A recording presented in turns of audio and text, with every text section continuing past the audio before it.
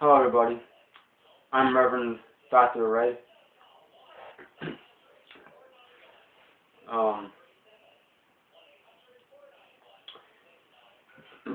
in this video I'd like to address something that I see to be a major problem. You see, as I've mentioned before, in all prior videos, as well as some blog posts up on the website and a podcast,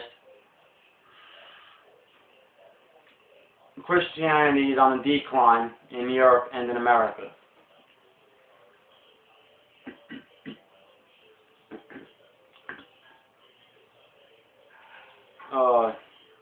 And a lot of Christians, particularly American Christians, that think they're Christian, either they don't go to a church at all, they only go for the holiday events, or they might be devout to your particular entity, but when it comes to the greater Christian family, they don't feel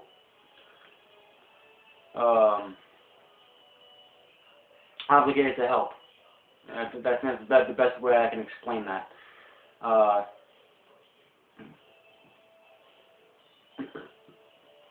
And a lot of Christians, yes, they understand that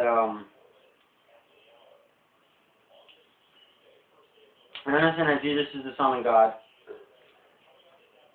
They understand, different teachings of the Bible. However, they don't have anything to stand a leg on.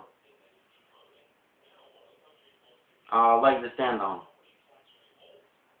And before I confuse everybody who's watching this video is mainly towards all the Christian leaders in America and Europe, particularly in America. And whether you're the leader of a Christian organization, a Christian church or ministry, or whatever, if you're a leader of a Christian entity, this video is primarily to you. Now, not all of you, this doesn't apply to all of you, but to the vast majority it does, as I'll explain as I go on. Now, like I said, a lot of Christians understand all the key points of Christianity, but that's about as far as it goes. When left open to conversations or debates with people of other faiths, they don't have a leg to stand on. They can't explain what they believe. I recently saw an interview of some college kids, the video they put out. I don't recall at the moment the name of the film they did.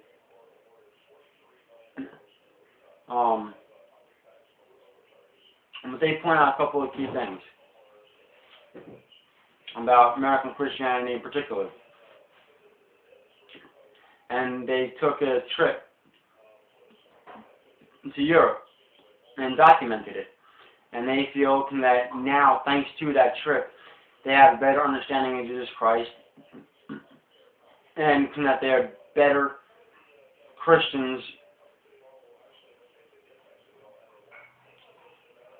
now than they had been before that trip. And the reason being for that is because whether you grow up in the church or you were born a Christian, whatever denomination, doesn't matter. You were born a Christian, didn't really go to church when you were younger, but now that you're older, you might be going to church a little bit. All Christianity to you is church on Sunday, or maybe a few of those that go to church on the holidays. Now, right now I'm talking to Christians as a whole. I'll get back to you ministers. And it's not exactly what Christianity is. When you get into a debate about Christianity with somebody, all you can do is reiterate what you have been taught in church. But you don't really have the understanding to debate on that. So now when somebody gives a good, strong, valid point that you can't really come back to, you figure, well, they must be right. And then you go to your pastor, and your pastor will try explaining it to you, and you still don't really get an answer, or the pastor can't answer it at all. Well, you need to understand that Christianity, it's more than a belief system. It's more than you go to church on Sunday. It's a way of life. And that's what American Christians have wrong. That's why there's so many Christians that people don't seem to want to pay attention to dying in the Middle East, because they're Christian. And because they're dying Christians because they refuse to give up their faith in Jesus Christ. Why? Because Christianity is their way of life. Christianity is how they chose to live. They're more spiritually in tune than a lot of you here in America. And no, it does not take decades to understand this, or even, to graduate seminary to live a Christian lifestyle. All I'm asking you to do is just take an hour out of your day and read from the Bible.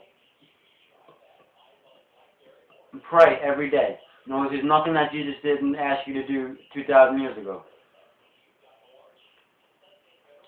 And I don't want to hear that you don't have an hour a day to do this.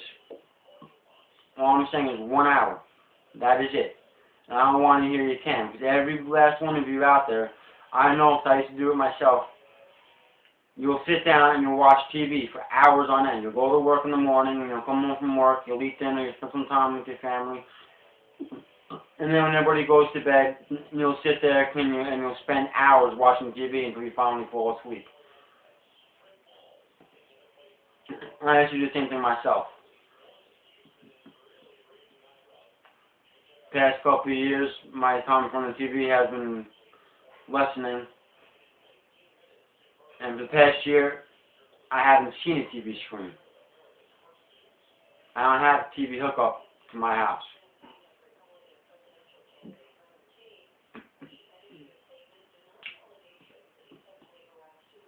And I still get the news. I listen to the radio. I read the newspapers. I'll go online. I'm still well aware of what's going on in the world.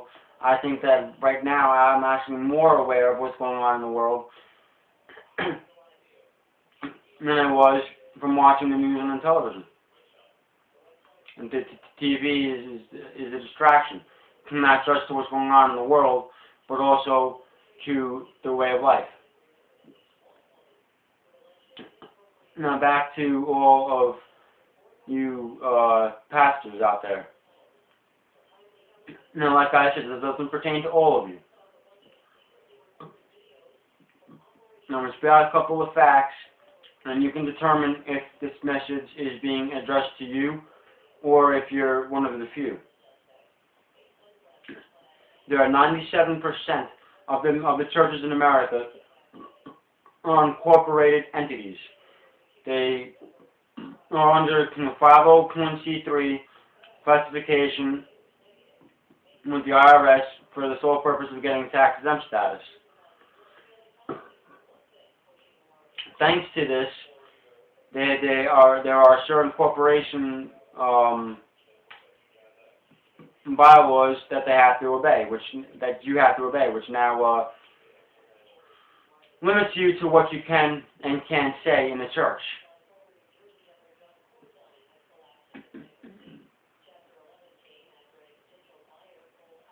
There are also some of you who are part of this program with the government that in times of need or disaster Excuse me. Or in times of disaster, like in Hurricane Katrina, you're going to walk on a very thin line between the needs of the government and the needs of your congregation.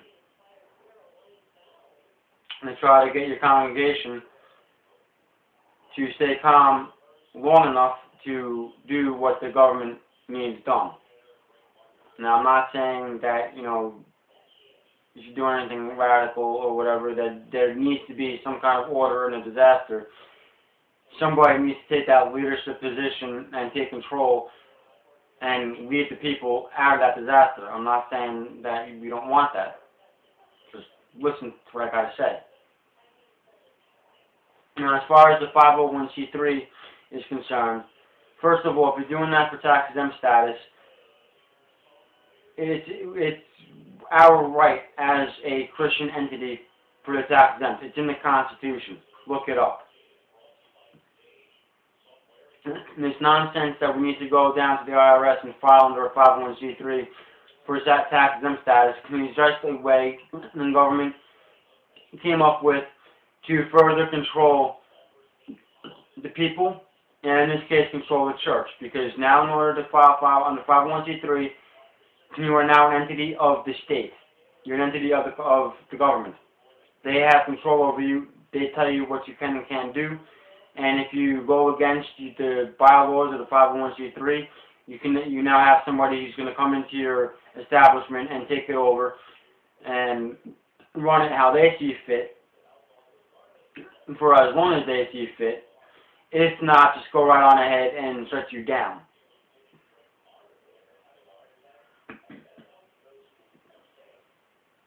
And there are ways where you can still form legally as a legal entity and still get your tax-exempt status. That's what you're worried about.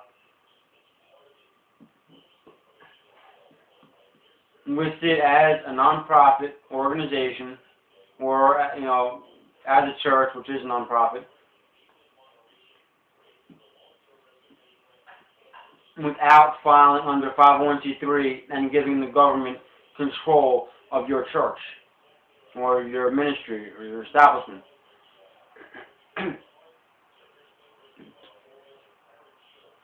For those of you who are working with this government organization, this government program, I don't agree with you either. Because now you are going directly against what was asked in the Bible. And yes, you're going to throw Romans 13 at me. I don't want to hear it.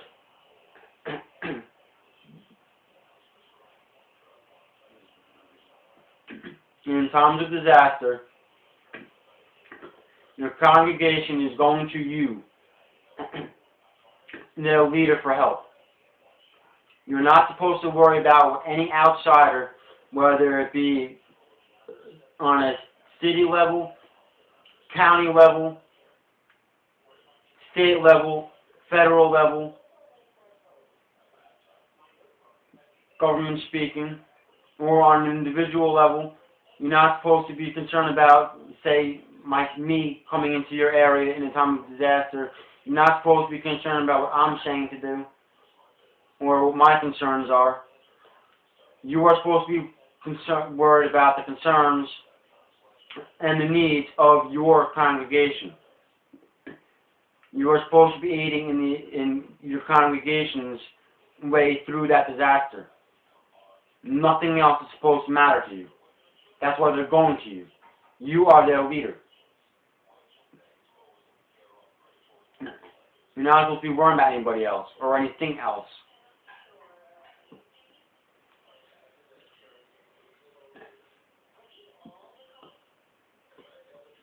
Now, through all of you that are allowing yourself to be muffled, whether it be through government programs or this 501c3 IRS nonsense, you're the ones I'm blaming for the downfall of Christianity here in America.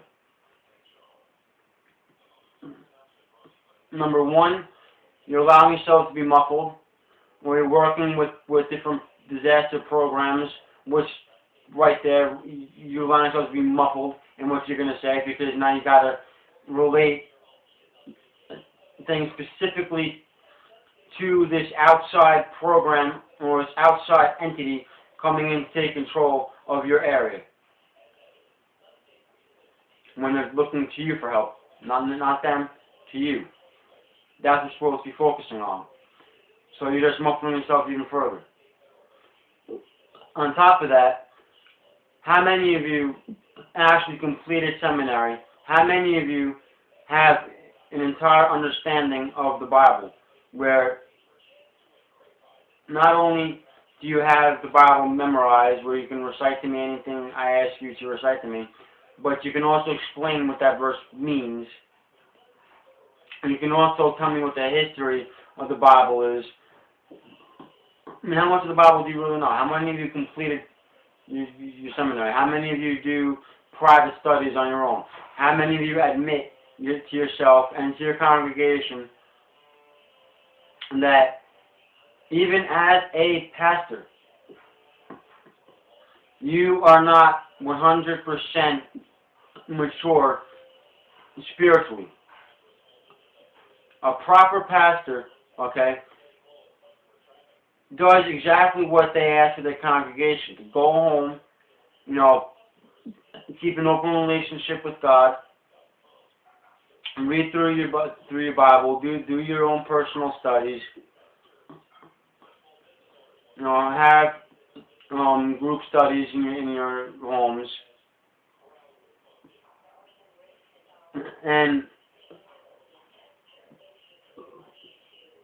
grow from each other.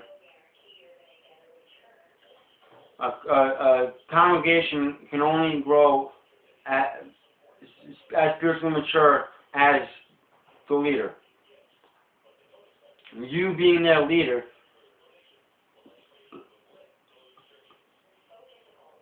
need to use your congregation as well as your own personal studies to continue growing spiritually.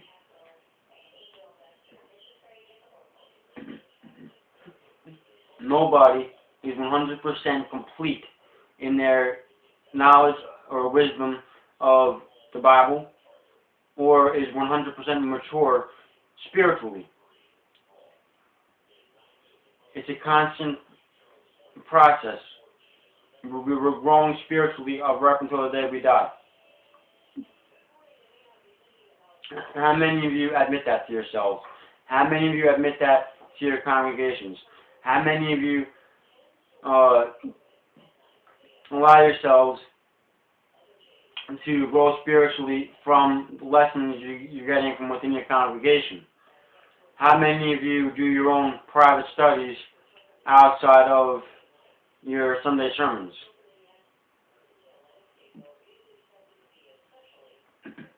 It is you that I'm blaming for this decline of Christianity. According to the statistics that I've come across, there is only 3%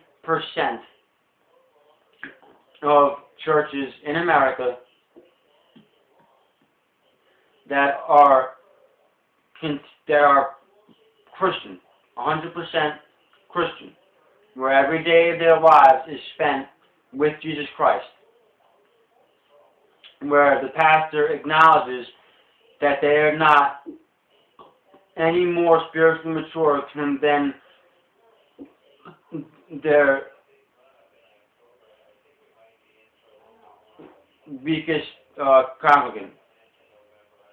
You're only as strong as the weakest link. You're constantly growing from each other. You need to be able to keep on growing from each other, keep an open dialogue with God as well as with the congregation. Just as they're supposed to learn from you, you're supposed to learn from them. So let's get off the high horse. Stop thinking that you're, all that.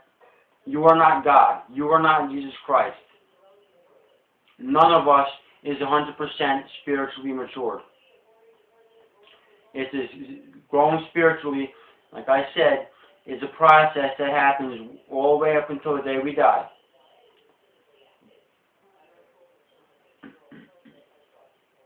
Each and every day, something else, as you read through that Bible, is going to be revealed to you. Each and every day, you're growing closer to Christ, and you're growing more spiritually if you are allowing yourself to do so. In order to do so, you must keep an open relationship with Jesus Christ. It's not just about writing sermons for next Sunday. You need to keep an open relationship. Talk with Jesus Christ. Read your Bibles every day. Talk to your congregations. Allow your congregations to pull in some insight. Now, I'm not trying to tell you how to run your establishment, so please don't get the wrong idea. All I'm saying is, Christian ministers as a whole has been sitting for too long, allowing ourselves to be pushed around. We are to blame for the decline of Christianity here in America. Nobody else. These different organizations out there, including the government, that have been pushing God out of America, they have been successful in doing so because over the decades, we have allowed them. And they wanted to bring the Bibles out of school. And they wanted to remove prayers from the schools. And they wanted to remove prayers from the military. And they wanted to move prayers away from the funerals. And they wanted to move crosses from this area. And they wanted to move crosses from that area. Yes, it hit the news for a little while. Everybody was talking about it for a little while. But that's just it. It was only a small amount of time it was being spoken about, and then it was forgotten about. And as soon as it was forgotten about, the next thing happened. And wherever you, as a Christian leader, and wherever is your congregation or your organization, in defending your family. You think because you live in California, what happens in the guy that was having problems with his cross on his front lawn doesn't pertain to you? You think because you live in Florida, the fact that there's a couple in California that's receiving trouble from the Californian government of holding a Bible study in their home of their friends and their family doesn't pertain to you? We all fall under the bigger federal government. What flies in one state will eventually affect the other states. That's how it's been done all throughout history. Number one. Number two, we are all Christians. If you are going to bear the cross, if you are going to call yourself a Christian,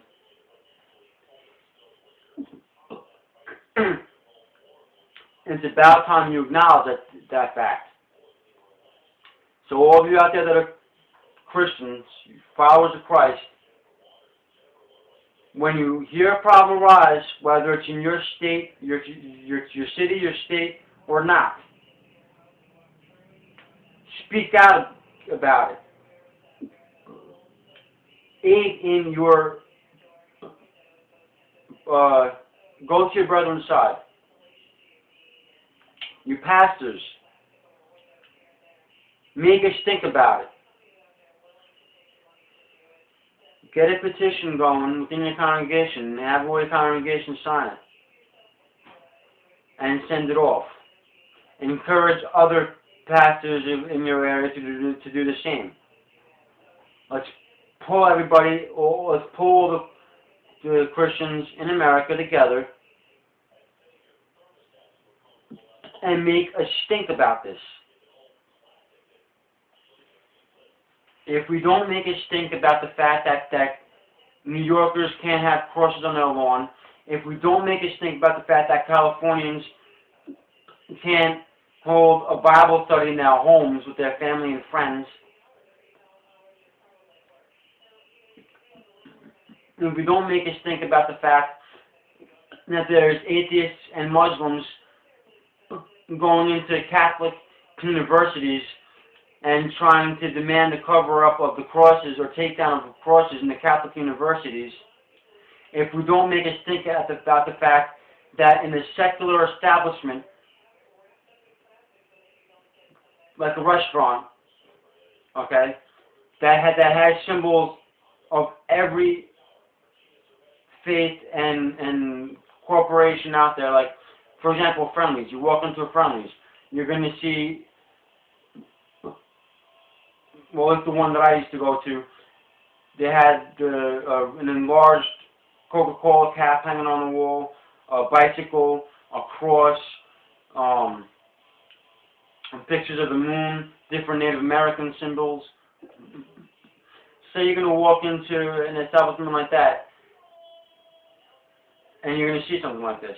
Now all of a sudden, somebody comes along and they start demanding that the cross be removed from the establishment because it might offend somebody walking in the door. They feel they're walking into a Christian establishment. Well, all that cross is there for decorative purposes.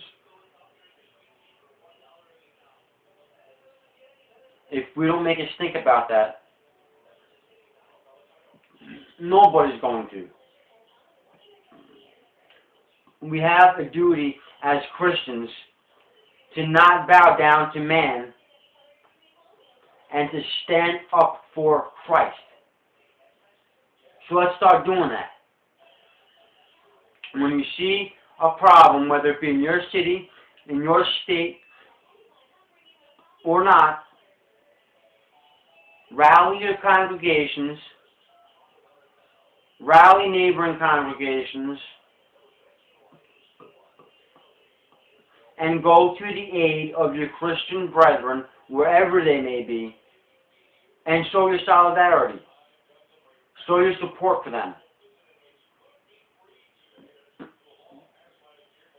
If you're worried about your 501c3, you can email me at reverendwconrad@aol.com, and I will explain to you the process of how you can decorporatize your church, ministry, or organization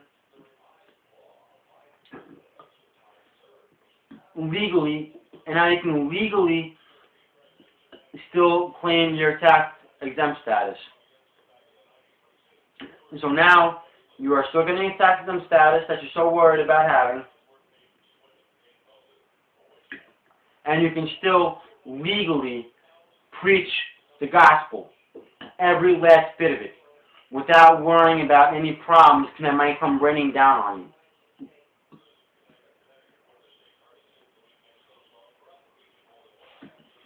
You, as a pastor, it is your job, just as it is mine,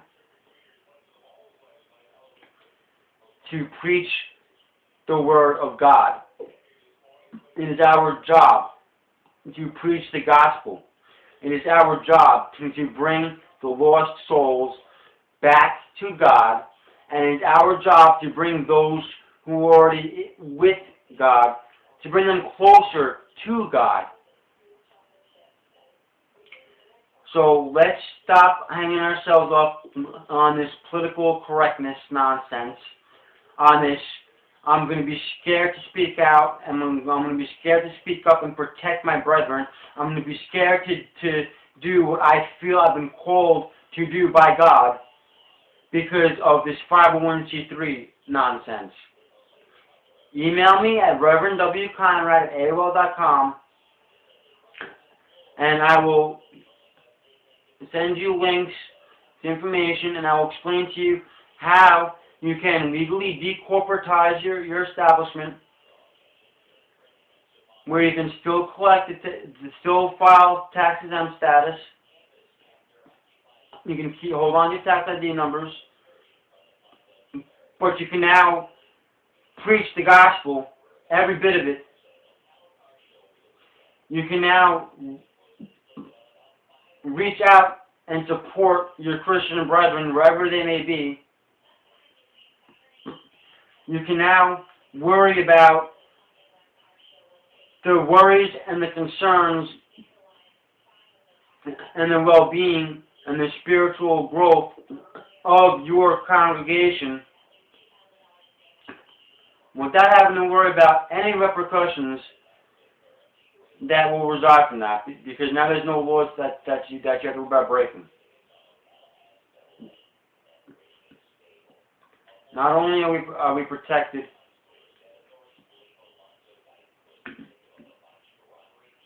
by the sheer definition of what a church is, a church entity is,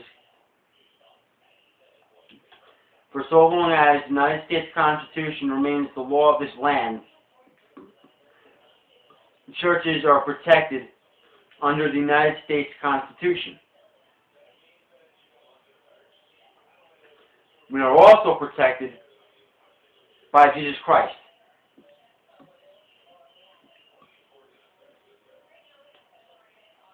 So let's stop worrying about what could possibly happen because of mere man, and let's start focusing on what's going to happen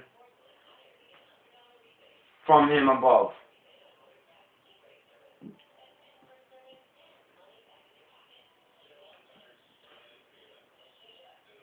I would like to think that all of you pastors out there received an honest, you feel you received a calling from God for the purpose of ministry, for the purpose of preaching His Word, for gathering lost souls, and for helping His children grow spiritually. I would like to believe that's why you are in ministry. I would like to believe that's why you've become a pastor. And if that is the case, then I understand your concerns with the 501c3 bylaws and all that other nonsense. But the fact that you are willingly incorporated without going down another avenue to go about getting tax-exempt status so you can preach God's Word, instead you allowed yourself to be tied down into what you can say. I don't agree with that. You shouldn't have allowed yourself to do that, such a thing. If you feel you were honestly called into ministry, you were honestly called into the guidance of God's children, then you should have sought out a way where you can do such without being limited in how you can do it. I mean,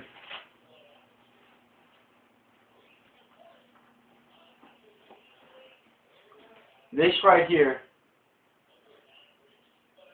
is what we are supposed to be preaching. We are not supposed to be allowing ourselves to be told by mere man what parts of this we can preach and what parts of it we can't.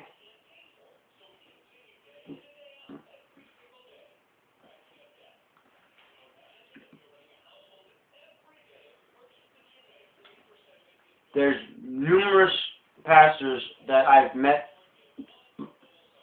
in person as well as online, others I've read about, that are calling for a Christian unity in America and are calling to bring God back to America, just as I myself am doing. And I respect them for it. And we're all sitting here, the ones that started different movements before I even came into ministry, as well as myself, looking around, and we're questioning ourselves, what's going on here? these widespread calls to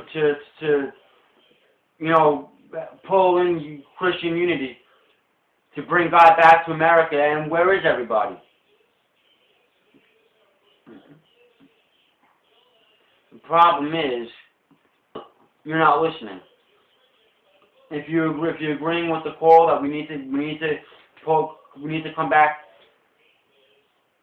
to true Christianity, we need to bring God back into America, then you have done nothing to aid in that. If you are still allowing mere man to tell you what you are allowed and not allowed to preach, and what you are allowed and not allowed to do, you are not doing your job.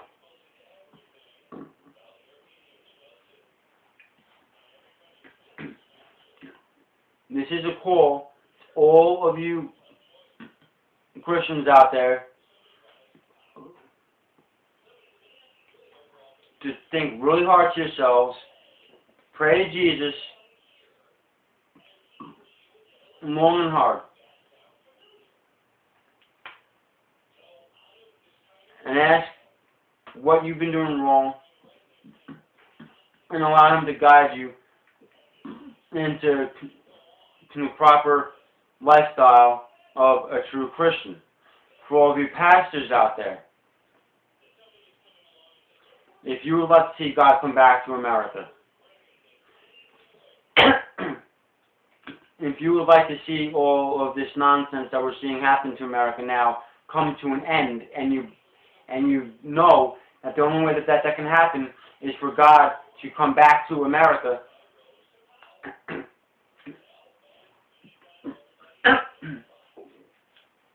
then you need to open your Bible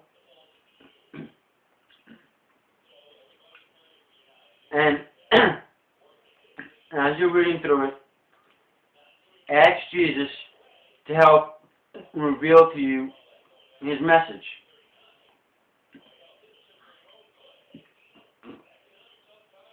Start some personal studies. Open up every day of your life to Jesus Christ.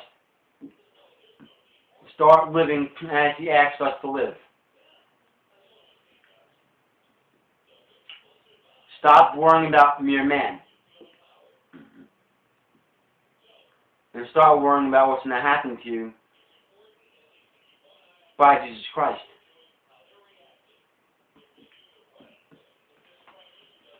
If you are worried about your family or your friends turning against you for preaching truth, well, I believe it was Matthew 10:34. No, a minute.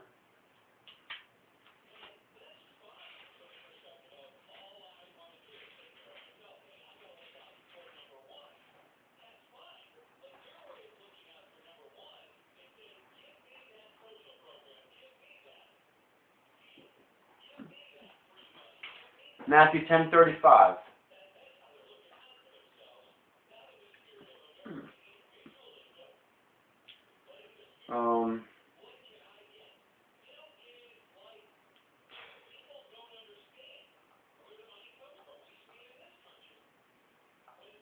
Matthew 10:35 to 40. Okay? And so now, this is Jesus' own words. For I come to set a man at variance against his father, and a daughter against her mother, and a daughter-in-law against her mother-in-law. And a man's foes shall be they of his own household. He that loveth father or mother more than me is not worthy of me. And he that loveth son or daughter more than me is not worthy of me. And he that taketh not his cross and followeth after me is not worthy of me. And he that findeth his life shall lose it, and he that loseth his life for my sake shall find it. He that receiveth you receiveth me, and he that receiveth me receiveth him that sent me.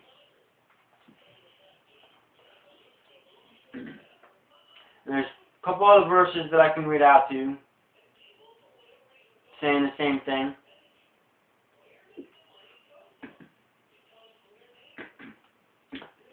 Now, I'm going to say first, before I make my point, that I understand how you feel about friends and family. Especially if you have lifelong friends, or you've had this particular friend for the past 10, 20 years. I understand you not wanting to lose them. You have a very close relationship with them. However, your family, if you are a Christian, if you are a child of God's, is your fellow Christian.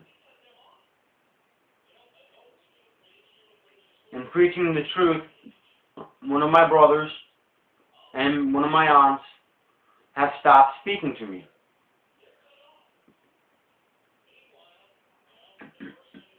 They can't handle it.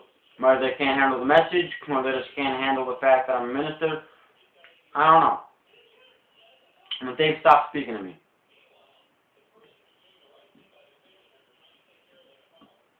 One of my friends that I was very close to, we grew up together, we've known each other since the first grade, about 3 months ago, stopped speaking with me.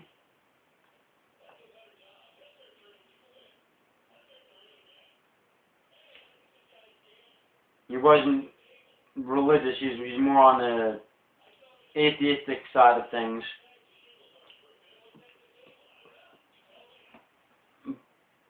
But he stopped speaking to me. They stopped speaking to me because of the fact that I am preaching the gospel. I am not preaching mainstream. I'm not preaching what mere man wants me to preach. I'm not only preaching it on Sundays, in my Sunday sermons.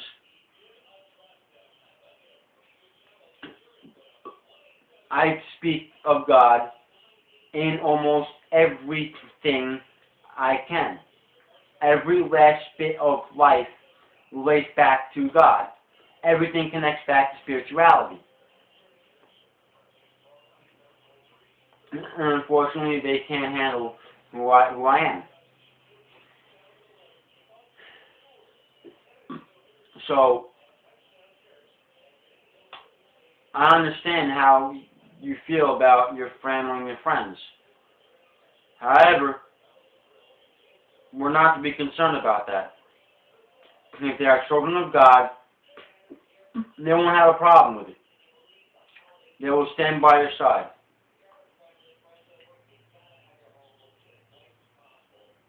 In some instances, like my one brother is concerned,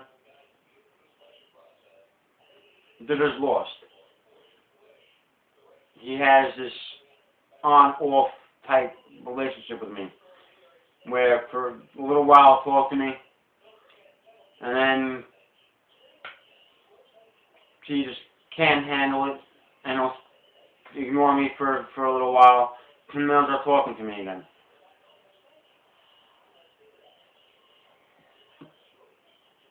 That's normal, and that's expected. Most people, because they don't understand the truth, they weren't raised with the truth, they can't handle it. So rather than have it shoved down their throats all in one shot, or try to endure it all in one shot, they'll come for a little bit and then they'll go. They'll come back for a little bit more and then they'll go. Sooner or later, they'll come and they'll stay.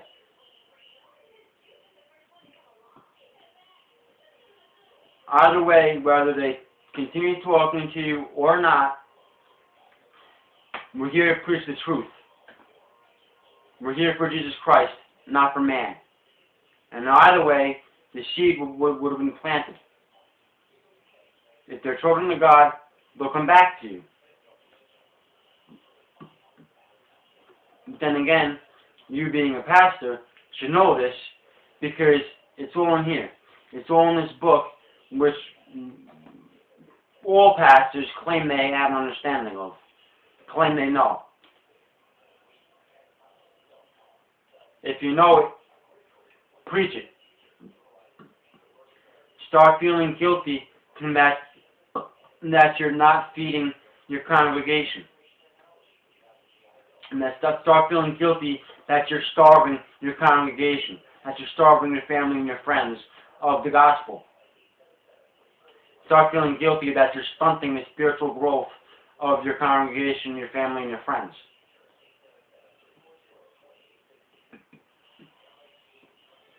Now, it has been proven that in a lot of churches where a pastor was preaching the mainstream thing for a little while and realized that what he was doing was wrong, and he now starts preaching the truth, that not only did family and friends leave him, but the congregation dwindled. Yeah. But why? It's dwindled because they're not ready for the truth. Either that or they don't want to hear the truth. And in time, the congregation grew again. I think one of the churches that I recently read about had a congregation, preaching mainstream, had a congregation of roughly 300 people after about a year of formation. And they sustained themselves at 300, give or take about 10 to 20 every week for about, I think he said it was about 5 or 6 years. Then it came to him that something's missing. He feels something's not right about what he's preaching. So he prayed to Jesus and started going through his Bible, looking for answers, as he's still doing his usual thing.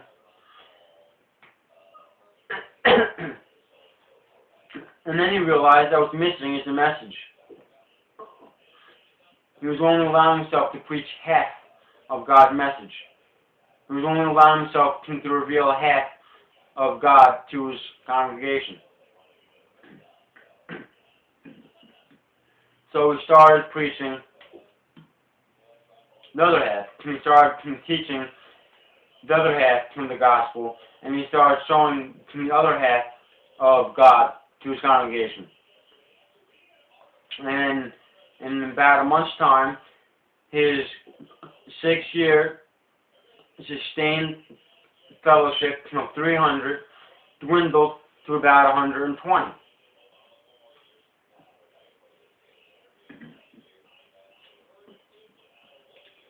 But over the next 3 years, it skyrocketed to a fellowship of 3,000.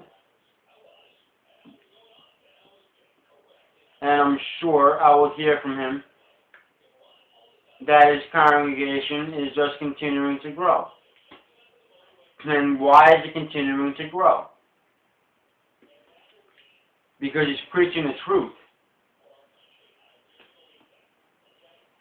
Every single page in this book, he is preaching to his congregation. He is teaching them every last little bit. He's not allowing himself to be told by mere man what he can and can't preach, how he can or cannot preach it. Now just think, if only half of the 97% of you pastors out there that are starting the congregations started preaching truth, do you realize how much of an impact that would have on America? We would no longer be seeing this spiritual decline and this decline in Christianity here in America. Almost like that, we see spiritual growth in America. And we see an immense turnaround.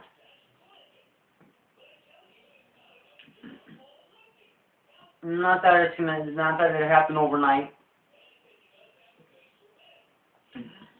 but it will happen rather quickly.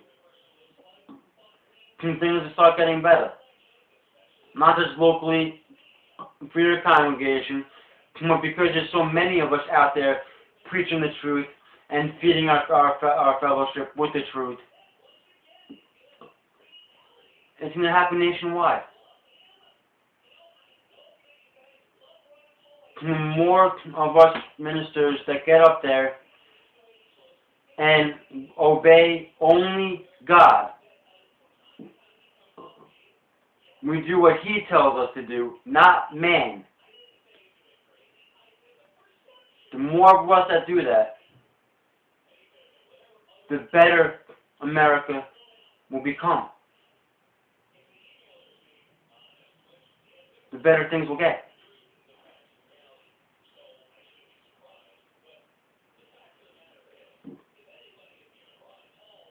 Now, I'm sure I've probably upset quite a bit of you. I'm sure I may get some comments that I don't know what I'm talking about.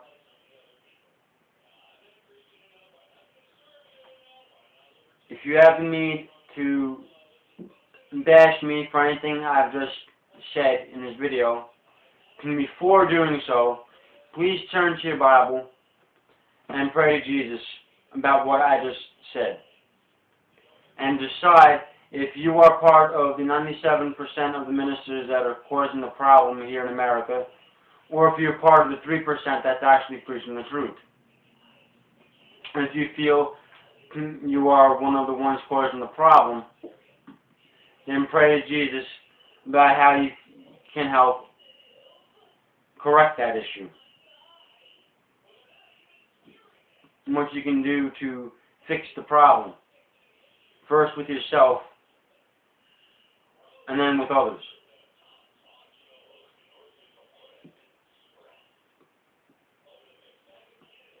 I have no problem helping you. Jesus, of course, has no problem helping you.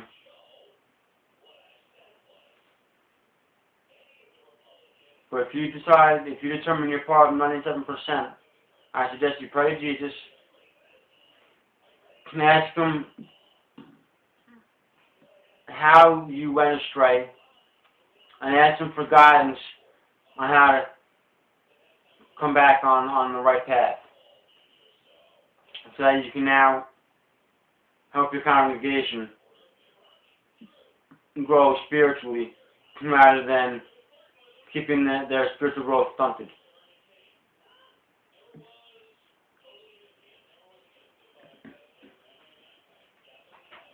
There's far too many Christians as well as Christian pastors out there that just can't answer too many questions, that don't have enough of an understanding. Getting back to my point back in the beginning of this video, there's a lot of Christians that don't have anything to fall back on, which is now leaving them open to convert to another faith, or just to leave Christianity and God altogether. Because somebody will come along, whether they be a Muslim, an atheist, or whoever, that will now use the Bible. And they will take a single verse by itself out of it, and they're going to take it completely out of context,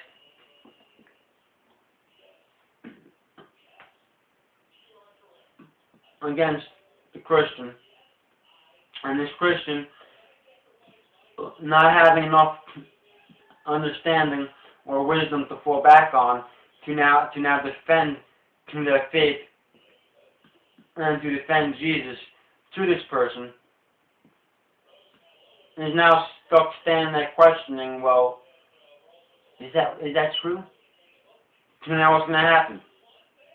If it's a Muslim they're speaking to, or somebody of another faith is speaking to, chances are they're going to convert to that faith.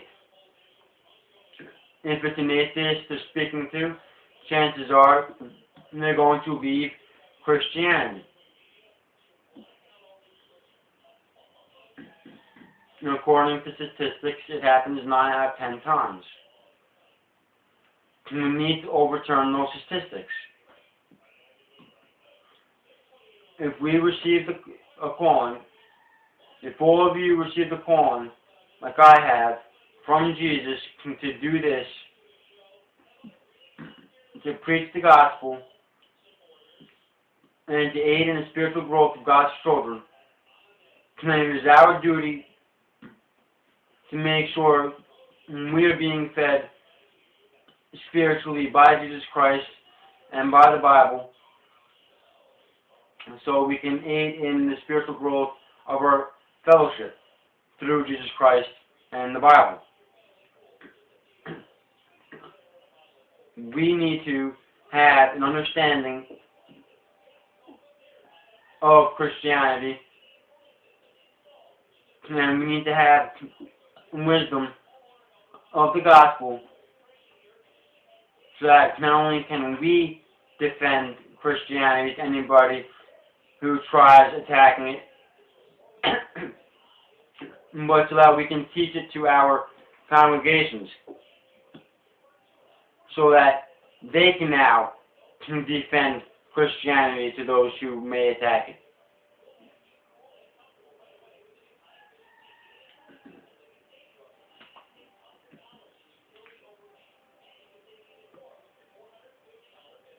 Again, I'm just making this video because I'm getting a little upset with what I'm seeing happen here in America. I'd like to see it get corrected. And this is how I feel it can be corrected. So please, pray to Jesus. Ask yourself if you're one of those that are being told what you can and can't do by man and allowing it to happen, or if you're one of those that are actually preaching the truth. If you're one of those that are preaching the truth and you can defend Christianity, you have the wisdom,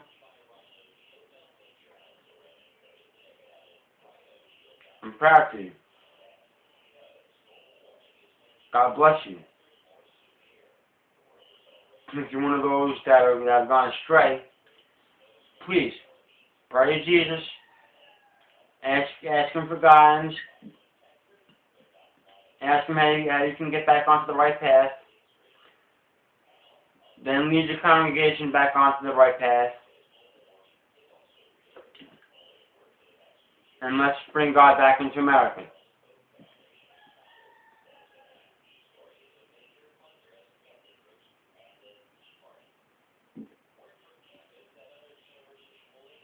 Can we do that, please?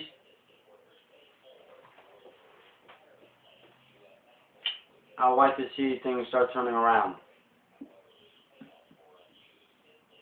Again, I'm not trying to tell you how to run your congregation.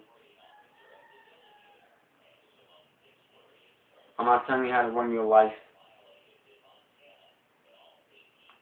I'm just addressing a few concerns that I've been noticing through my career as a minister so far. And I'm going to continue to do so. Every time I get a concern, I'm going to address it. And after all, that's what we're supposed to do. When we see a problem, when we see that one of our brothers or sisters have gone astray, it is our job to help them get back on the right path. That is all I'm trying to do.